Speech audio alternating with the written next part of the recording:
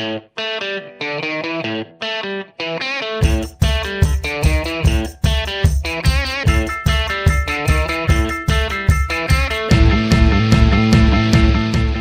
I'm Mark Clem, your host for Meet the Members of the National Ski Patrol all season long. Hey, they're skiing up north, and they're skiing out west here, but we're not skiing here in the Banana Belt, and we're getting a little touchy and a little itchy. We need snow. So what can you do when there's no snow? You find a lift evac situation going on, a training session going on, and we come up, we bring our cameras and we bring our guys, and we find Jim Chen here at Liberty Mountain Resort. And you can see behind us, it's kind of a foggy, dreary day, but we had a good session today training on lift evacuation, something we kind of need here in the ski industry in case the lift breaks down and all that. And a bunch of patrollers are out here training and getting ready for in case something happens here at Liberty Mountain this winter. And hey, folks, for you guys itching and all that down here in the Maryland, Pennsylvania, Virginia region, they tell me that it's going to start making snow this week, and maybe in about 8 or 9 days we'll be skiing. Hey, we're here with Jim Chen, the Assistant Ski Patrol Director here at Liberty Mountain Resort. And Jim, not the best kind of days to be out here training, but anytime with your fellow patrollers, it's a lot of fun, huh? Absolutely. That's basically what patrolling is all about. It's about helping people on the hill, and it's about hanging out with your buddies and doing good.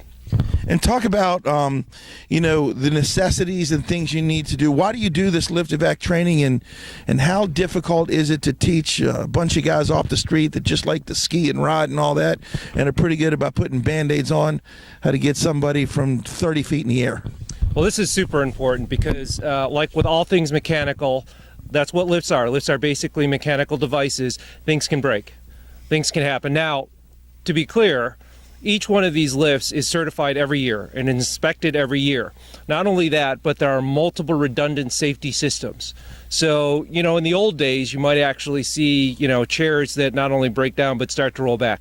We've got at least triple, if not quadruple redundant systems to make sure that doesn't happen. But if we do have a catastrophic failure, what's going to happen is that chair is going to stop in its place.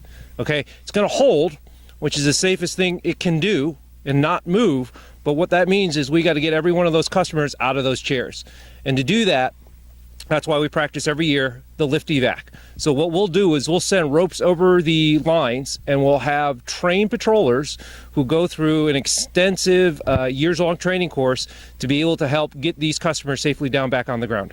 And you do have a whole protocol, I might add. You have not just one person calling shots. You have the lockdown tagout. You have the lift guys here.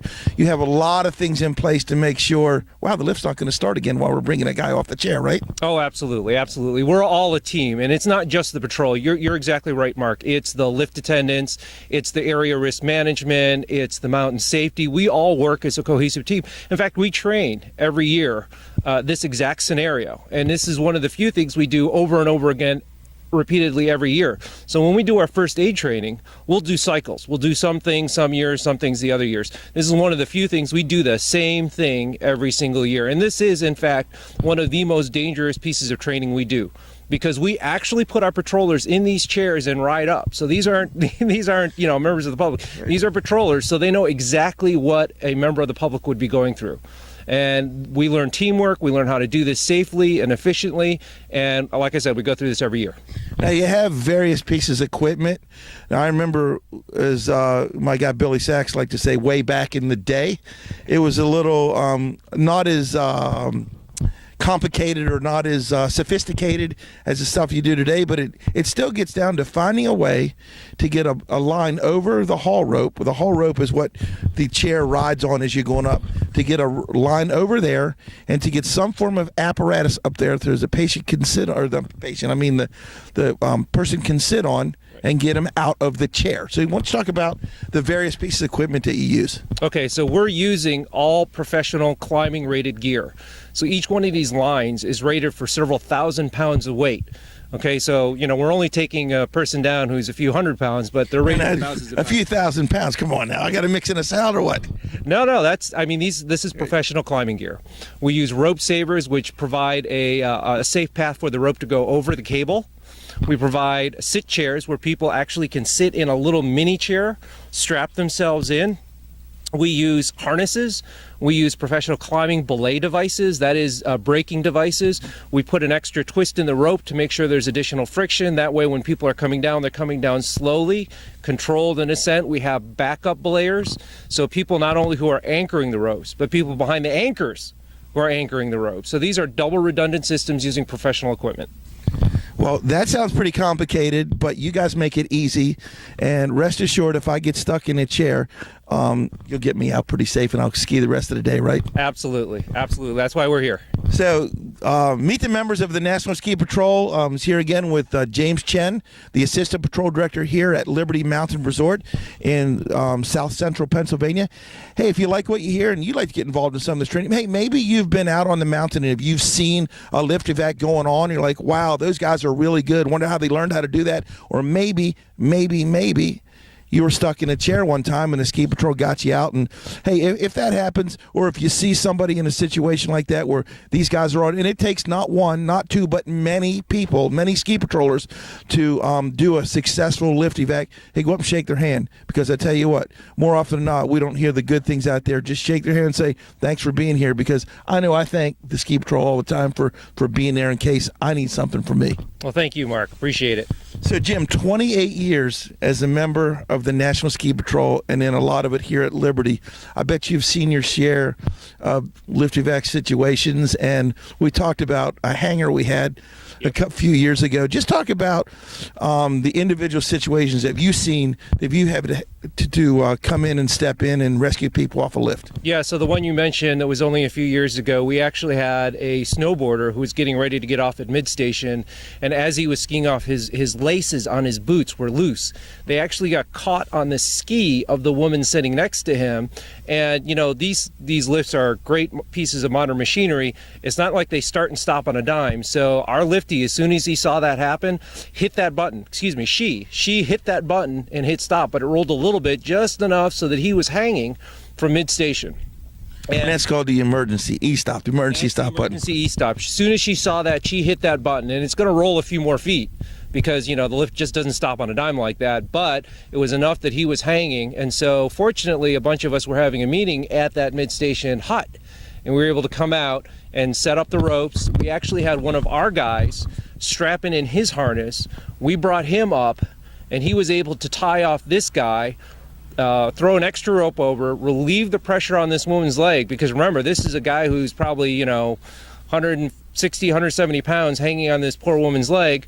Fortunately, we were able to get to him, and in less than 15 minutes, we were able to get him down, treat him, and then get her out of the chair as well, because, you know, she certainly wasn't up for skiing off the chair, right, and be able to clear this whole incident in a matter of minutes. That's unbelievable. And guys, you just got to realize that, you know, I don't like to call you weekend warriors, but these are guys that have professional lives outside of the ski industry and the rescue industry and all that, but they come up on weekends and they go from being an accountant or being an attorney or being a shop owner or a sales guy or whatever, and they're coming out and they're doing all these heroic things, and that's just everyday life as a ski patroller. Yes, it is, and it's all about giving back to the ski industry and giving back to the skiing public. Every patroller you talk to, they're doing this because they want to give back, and remember, we're all volunteers. So none of us are paid for our time, and in fact, we buy a lot of our own equipment just because not only do we love the sport, but we want to make sure that others out there who are learning, who are getting into this, also share that passion, that love of that sport, and do it safely. Hey, if you want to share the passion and the love of being a member of the National Ski Patrol and doing what James said is just giving back to the ski industry who's given us so much fun and tons of fun on the snow, hey, just give your local mountain a call and look up your local ski patrol director, and if you can't find that person because they're either out skiing or out training or whatever, hey, log on to www.nsp.org, and the folks out at the national office, Megan Mozinski and all the guys out there will help you get started and push you in the right direction. And James, taking on a whole new role here as the assistant patrol director, and you said, wow, you felt like you had to pinch yourself, is that right? Not really. I've been doing it about a little bit over 3 or 4 years now, and frankly, when Steve Sobolewski, the patrol director, asked me if I'd help him out, I said absolutely. You know, it was another way to up my level of participation and really be helpful to not only the skiing public, but now giving back to the rest of the patrollers, many of whom are my very close friends. Well, I know I've known you for a while, and I teach you CPR every year, and I've skied with you a little bit, but I'm looking forward to coming out, and maybe I'll get a lift ride down out of a chair one time, just for fun now, just for fun, and see how you guys do it over here at Liberty. Absolutely. Every fall we do this. We go through our training, Mark. Come out anytime. We'd love to see you. Hey, that sounds good, and we'd like to see you guys out on the mountain, but more importantly, we'd like to see you guys watching Meet the Members of the National Ski Patrol every Tuesday and Thursday on YouTube and Facebook and social media everywhere.